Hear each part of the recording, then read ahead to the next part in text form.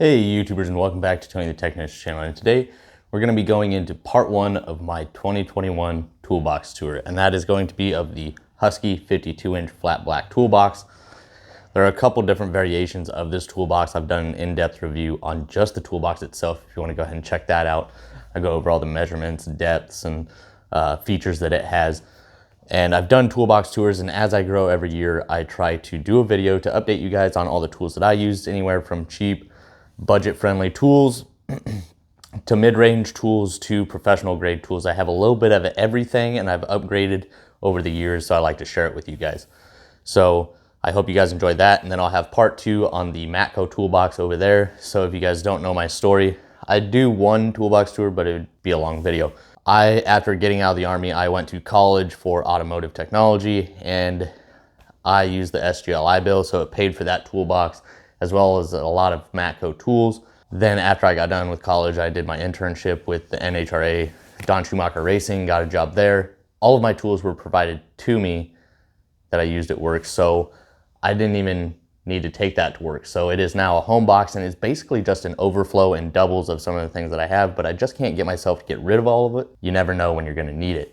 I have some other tools in there that I just keep in there that doesn't fit in this box. So I do get in that box, but not for the sockets and stuff. So a lot of the sockets in there are hardly used, but that'll be part two. This is my main box that I work out of, so it is more heavily used than the Matco box, but I really hope you guys enjoy both toolbox tours.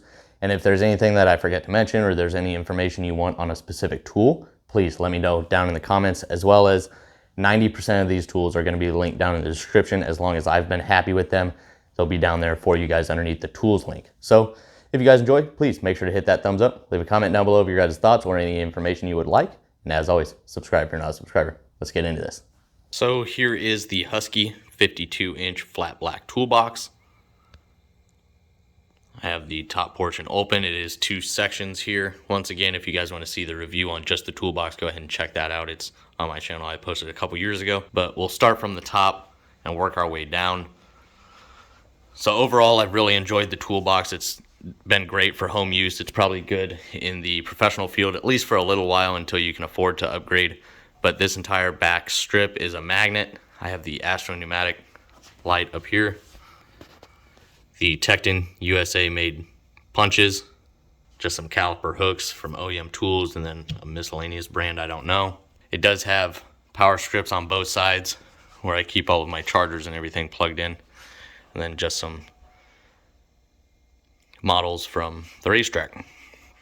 And then I keep some of my shop lights up here. This is from my Canipex. It's a nice little light. The Mantis, I believe I got this at Napa. Then moving into the top drawer, this is kind of my miscellaneous drawer for different chemicals, such as, adhesive and sealants and anti-seize and Teflon tape, some feeler gauges, razor blades, pens, markers, all of that good stuff. Below that, we have kind of my wire brush sets and everything, just some cheap ones from Harbor Freight. Then I have the Irwin Extractor sockets. I don't use these as often anymore because I have the Gearwrench bolt biters, which are amazing. This is a screw extraction set from Matco. Some right and left-handed hand thread drill bits for removing strip screws and stuff like that. Digital caliper and a stepper bit. Another miscellaneous drawer, I have my code reader here. This is the Launch 123 Echo. It's pretty nice. I use this fairly often. It's easy to grab and go. There's the cable for it, thermometer, all of my tape measures along here. And then in here, I basically keep extra USB wires, some picks, and just very miscellaneous little items. Some T-pins for back probing, and then miscellaneous batteries. Then up here we have all of my bits and screwdrivers, and so here we have the Tekton stubbies. I think I picked this little 4-piece setup for $6. It's really good for interior dashes and stuff up close to windows and stuff like that. Then just some Dewalt bits, some impact sockets that came with it that I've literally never used. Then I have the Ernst Bit Boss tray up here, which holds all of my commonly used bits and impact driver attachments. Then I have the Gearwrench 20-piece master screwdriver set. This thing's held up well. I just did a 5-year review on it, and I really enjoy this screwdriver set. Then I have the pick set. Also keep in mind that all of these sets right here are now available in their new handle design, the orange and black, and it's more of a tri-lobe than this design. And this runs around, I don't know, $70 to $90 and then $30, but they actually have the new version on sale for $20, at least the last time I checked. So it's a really nice set for the price. You get 3 larger picks and 4 smaller picks. My Gearwrench scrapers over here, they are very handy. The only time I really use these are for when I'm turning down an engine and I need to scrape gaskets off. You just have to be careful because these are actually pretty sharp. And especially if you're working with aluminum, you could gouge the aluminum, so you just need to be very careful with them. But once again, very good scrapers. We're looking at some of my electrical stuff. I keep some of my precision pliers in here, or micro pliers, whatever you want to call them. These are just the Harbor Freight set. Some of my other crimpers, wire strippers, heat shrink, zip ties, more Southwire USA made wire strippers. My test light does have the digital readout. My hose cutter, butane torch. I think I got this in a monthly subscription.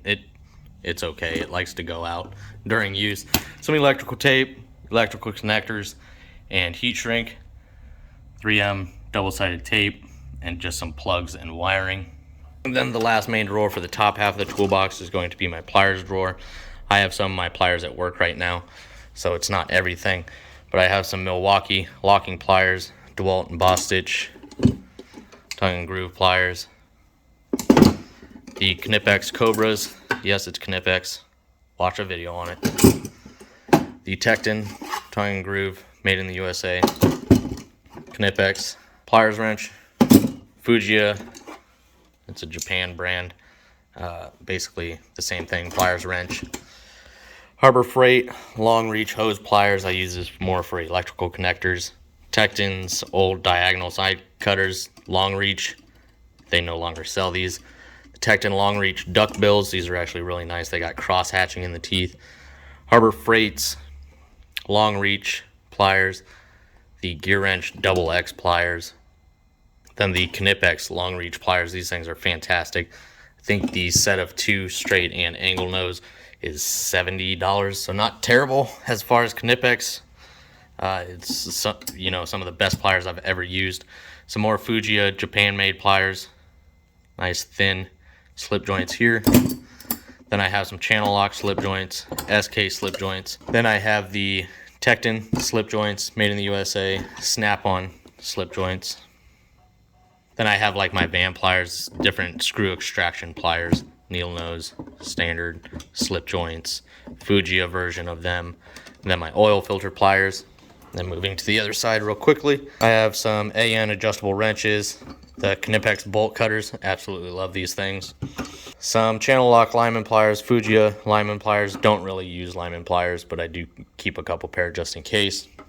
Fujiya Japan, needle nose, Channellock, Knipex or Matco, from Matco, but obviously they're Knipex. You get it. Some Channellock end nippers, Fujiya diagonal side cutters, very good quality, Japan-made tools. Some Knipex diagonal side cutters, Southwire USA-made diagonal side cutters, Channellock diagonal side cutters, Knipex or Matco Knipex diagonal side cutters, Carlisle from Napa diagonal side cutters, Fujiya flush cuts, very sharp, very good flush cuts. My favorite flush cuts from Fujiya with the catcher, so when you cut zip ties, it actually catches the portion of the zip tie that you cut. Your tiny tongue and groove from Canipex. My Tekton snap ring pliers that they no longer make. Some of the, I believe I got these from Gearwrench, but they're available at Harbor Freight and many others for different clips. And then my great-grandfather's old diamond Duluth slip joint pliers. Okay, so starting with the top drawer of the bottom part of the toolbox is my wrench drawer. This is a single set from Gearwrench, going all the way from 6 millimeter, all the way up to 32. It does skip some sizes, but it was $70, I want to say, for the entire set. They are long wrenches, so it's a very nice set. I want to say they run around $120 now for the set, but a great set. I use the Toolbox widget to keep all of my wrenches organized. Over here, I actually have the Capri ratcheting wrenches to 19 millimeter. Very nice ratcheting wrenches, and they have a anti-slip open end as well. Very aggressive with the teeth. And that is from 8. And then moving on over, I have the Tekton SAE and Tekton metric. Sorry, this is all metric on the left side, and then moving over to the right is SAE. So metric, SAE, Tekton stubbies. They are just the standard 12-point, not the ratcheting version. Then a standalone Matco ratcheting wrench, 3/8 back there. Then I have the Gearwrench deep offset wrenches as well. It's not very often that I use those, but they are nice to have. Then I have the long double box end 120 XPs from Gearwrench. This is one that I actually won off of Instagram from Gearwrench. Some of my favorite wrenches as well. It's spline drive, ratcheting, box end on this end. And that goes all the way from 10 up to 19 as well. Over here, I have the Gearwrench flare nuts in both metric and SAE. And then I have a Matco set of wrenches over here in SAE. And this is going to be spline drive as well. And that goes all the way from your 1/4 inch all the way up to 15/16. And then I carry over into the top of that box with more of my larger wrenches and stuff. But that is it as far as the Husky box. Over here, I have some Gearwrench ratcheting wrenches. They're the flex heads, both SAE and metric. And then I have my Matco spark plug sockets. They're swivel and magnetic. Great little spark plug sockets. And I keep them in this organizer. I think that the name of this company that makes this is Trace My Space. Basically, you take a picture of your drawer, you lay out all of your tools exactly how you want it, you send them the pictures, they create this and send it to you, and as you can tell, it turns out really nicely. Moving on over, we have some sockets that I got from AutoZone or one of those auto parts stores, and I don't use them. They're supposed to be for rounded off fasteners. This is spline drive, and this is some fancy thing that I've never used before. But yeah, the Gearwrench 84 tooth locking flex head ratchets. I really like those. Some of the first Gearwrench ratchets that I ever owned. Snap-on 1/4 inch and 3/8 wobble plus extensions, and then some Gearwrench 3/8 just standard extensions. Below that, we have the same organizer from Trace My Space, and this is the hammer set from Grip that they no longer sell, but it's held up very well for me. I want to say I spent like $50 on the whole set, and it's done decent, you know. The hammers have lasted. And then below that, this is kind of miscellaneous. This is where I keep my books of knowledge and different connectors and such. I got the heat shrink solder filled connectors, some Grip sanding picks or swabs, snap rings, more heat shrink, O-rings, and grommets. There's just miscellaneous different things down in here. I use the Ernst socket boss. It's 2 trays. Each one has 3 rails, and it runs $18 to $25 per 3-row set. And then the back for my 1/2 inch sockets, I use the Harbor Freight one because it's a little bit shallower and allows me to fit my sockets in here and still close the drawer. So I'll get into more detail on those in just one second. As far as the ratchets in this drawer, I have the 120 XPs, both standard length, no flex head, as well as the flex semi-locking flex head Gearwrench 120 XPs, some of my favorite ratchets. I have the Astro Pneumatic 1/4 inch wobbly sockets, great for interior work. The Harbor Freight Special Magnetic Impact nut drivers, the Gearwrench 10mm 10-piece set, the Gearwrench 3/8 wobbly sockets, Tekton 12-point 1/4 inch sockets. These are great. I needed these for my oil pan on my Camaro. over her, and miscellaneous other things as well on the Camaro that I had to go with a small nut head on. So those came in handy. I got those in both metric and SAE, but this is just the metric drawer. So a lot of these are actually Dewalt. I bought the 190 something piece set from Dewalt when I first started buying tools, and it was a fantastic buy, and they've held up very well. So a lot of these chrome sockets are actually Dewalt, and then same thing with these Allen bit sockets. And then I have the Gearwrench impact sockets, and they've done really well. Haven't really used any of these smaller ones over here, mainly used the deep wells and some of the larger ones here. And then my biggest mistake was this 1/2-inch drive shallow socket set from Gearwrench, because this 1/2-inch socket set covers the exact same sizes as my 3/8. I was an idiot when I was buying it and bought the wrong set, so this doesn't do me any good, but I have more 1/2-inch impact sockets over there. And then these are a lot of Dewalt sockets as well as Craftsman, and just some fillers, because I hated seeing this. Even though they're sizes that I'll probably never use, I hated seeing empty spaces because it made me think that tools were missing, so I filled them in.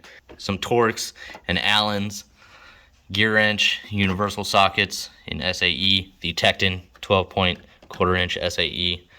Same thing as far as sockets here. I have all my universal joints on here, all 3 drive sizes, some spark plug sockets, my Tekton ratchet that I built myself, the first comfort grip that I machined down and used one of their 6-in-1 screwdriver handles and created this. And I'm really happy with it. It hasn't broke or anything. It's holding up really well. So then I have my Snap-on FL80, my son's that I bought him when he was born, TL72, 1/4-inch drive ratchet, and then the Tekton 1/4-inch drive flex head. And then I have some, I don't use a lot of SAE, so I have a much smaller set for impact, but I do have them just in case. And then same thing with the setup. It's all Ernst socket boss here and Harbor Freight in the back. Some of the Gearwrench bolt biters, flip socket set from Matco, and some Nyko Torx and Allens. We're going to see how these hold up. I'm going to have some jobs coming up where these are going to be necessary, so we will see if they last or if they are not worth the money, so stay tuned for that. Below, I have the Tekton file set, which I don't believe they sell anymore. The Capri ball peen dead blow, great hammer, but Tekton does offer this same thing, but made in the USA for the same price, so I'd go that route. But Capri does now have double face flat ball peen hammers like this, made in the USA, so they are releasing some good stuff as well.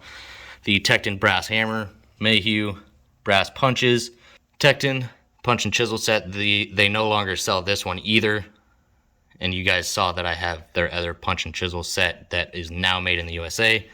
And then the Craftsman 3-piece striking cap USA made pry bars. Great set. You can get them from Hypertough, Master Force, Tekton, Craftsman. Many of these brands sell these exact same pry bars, and they all range around $30 to $40. You can get a bigger set from Tekton, which is like $50, and it comes with a much larger pry bar as well.